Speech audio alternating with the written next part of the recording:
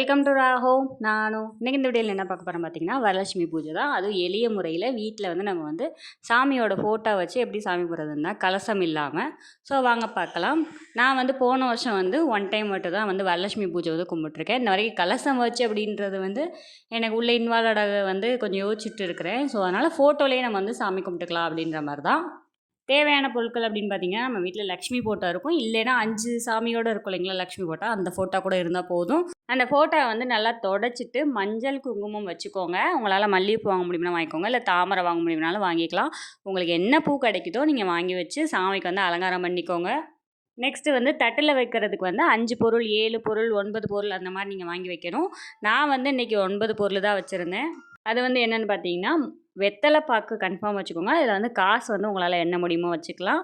Next வாழைப்பழம் வச்சுக்கணும். சீப்பு, கண்ணாடி வளையல், தாலி, குங்குமம், மஞ்சள் அப்படின்னு சொல்லி ஒரு செட்டு விற்கும் இல்லைங்களா, அது வாங்கிக்கணும். அப்புறம் கண்மை.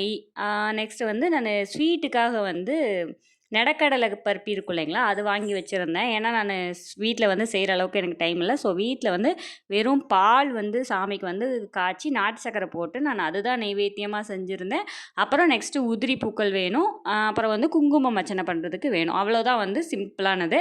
ஸோ நீங்கள் 108 போட்டு இருக்கும் இல்லைங்களா, அது வந்து பூவில் வந்து அர்ச்சனை பண்ணணும். நெக்ஸ்ட் வந்து குங்குமத்தில் அர்ச்சனை பண்ணணும். இல்லை உங்களால் ரெண்டும் பண்ண முடியாது அப்படின்னா, இது 54 அது 54 ரெண்டுக்குமே. முதல்ல பூவில் வந்து 54 பூஜை பண்ணிக்கோங்க, லக்ஷ்மி இது.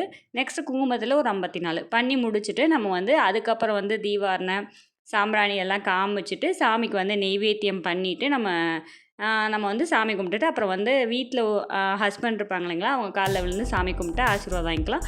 வீட்டில் வந்து பெரியவங்க இருந்தாலும் அவங்க காலில் விழுந்து ஆசீர்வாதம் வாங்கிக்கலாம். எங்கள் வீட்டில் அவங்க மட்டும் தான் இருக்காங்க. ஸோ அதனால் அவங்ககிட்ட மட்டும் நான் காலில் விழுந்து ஆசீர்வாதம் வாங்கிக்கிட்டேன்.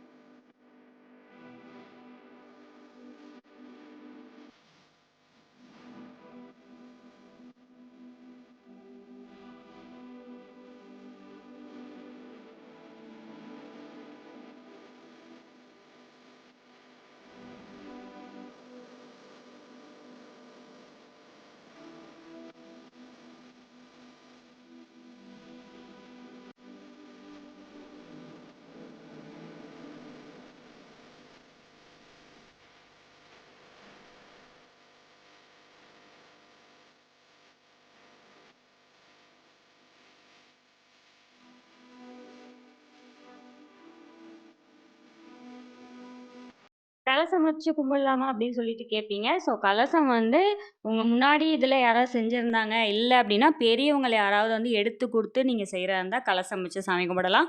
உங்களால் ஏர்லி செய்ய முடியும் அப்படின்னா மட்டும் நீங்கள் கலசம் வந்து சூஸ் பண்ணுங்கள். இல்லை எங்களால் வந்து நெக்ஸ்ட் இயர் என்னென்னு பண்ண முடியும்னு தெரியாது அப்படின்னு யோசிக்கிறவங்க கண்டிப்பாக வந்து ஆரம்பிக்காதீங்க. நீங்கள் வந்து இந்த மாதிரி ஃபோட்டோ வச்சா நீங்கள் சாமி கும்பிடலாம். சாமி கும்பிட்றதா நம்மளோட இது. சாமி வந்து இப்படி தான் கும்பிடணும் அப்படின்னு கிடையாது. நம்ம மன திருப்திக்கு எப்படி வேணாலும் கும்பிடலாம். அப்புறம் வந்து நான் நெக்ஸ்ட்டு வந்து எல்லாருக்கும் வந்து கொடுப்பேன் வளையல் இதெல்லாம். போன வருஷம் ஒரு 3 பேருக்கு தான் நான் கொடுத்துருந்தேன். இந்த வருஷம் வந்து ஒரு 7 பேருக்கு கொடுக்கலாம் அப்படி சொல்லிட்டு நான் ரெடி பண்ணி வச்சுருந்தேன். அதுக்கு வந்து பார்த்திங்கன்னா கரெக்டாக 9 பொருள் தான். அதே பொருள் தான் என் தட்டில் ஒன்று வச்சுருந்தேன். ப்ளஸ் அவங்க எல்லாத்துக்கும் அதே மாதிரி வச்சு அவங்க கூட வந்து அது கூட வந்து பார்த்திங்கன்னா ஒரு ₹5 நாணயம் வச்சு கொடுத்துருந்தேன். நான் இப்படி தான் வந்து சாமி கும்பிட்டேன். இது வந்து பார்த்திங்கன்னா என்னோடய 2வது வருஷம் நான் சாமி கும்பிட்றேன். ஸோ நெக்ஸ்ட் இயர் நல்லபடியாக நான் சாமி கும்பிடணும் அப்படின்னு நான் மனதார வேண்டிக்கிறேன். ஸோ யாரெல்லாம் வந்து வரலட்சுமி நோன்பு விரதம் இருப்பீங்க, நான் வந்து கோயிலில் மட்டும் போய் சாமி கும்பிட்டுட்டு வருவேன் பட் விரதம் இருப்பேன் அப்படின்னு சொல்லிட்டு யாரெல்லாம் இருப்பீங்க அப்படின்னு சொல்லிட்டு கமெண்ட் செக்ஷனில் கமெண்ட் பண்ணுங்கள், நான் தெரிஞ்சுக்கிறேன். ஸோ வந்து இப்படி தான் வந்து பூஜை போச்சு. நான் முடிச்சுட்டு சாமி ஒரே நாள்லேயே சாமி கும்பிட்டு முடிச்சிட்டேன். சாமி ஃபோட்டோ வந்து பார்த்தீங்கன்னா நீங்கள் அன்னைக்கே கூட எடுத்து வச்சிடலாம், இல்லை 3ஆம் நாள் வந்து அதே இடத்துல நீங்கள் எடுத்து வச்சு சாமி கும்பிடலாம். அவ்வளோதான் வந்து இந்த சாமி கும்பிட்றதோட ப்ரொசீஜர். ஸோ இது போன்ற வீடியோக்கள் தொடர்ந்து பார்க்க நம்ம சேனலை சப்ஸ்கிரைப் பண்ணுங்கள், லைக் பண்ணுங்கள், ஷேர் பண்ணுங்கள். கண்டிப்பாக நம்ம சேனலுக்கு உங்களோட சப்போர்ட் எப்பயுமே வேணும். தேங்க்யூ.